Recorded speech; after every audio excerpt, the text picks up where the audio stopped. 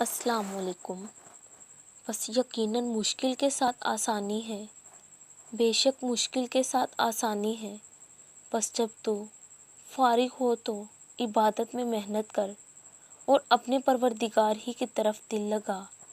اپنے ٹوٹے ہوئے دل کو ٹھیک کرنے کے لیے، اپنے بکھرے ہوئے خوابوں کو سمیٹنے کے لیے اور اپنی خواہشوں کو پورا کرنے کے لیے آپ کو اپنے خالق پر اعتبار کرنا پڑے گا۔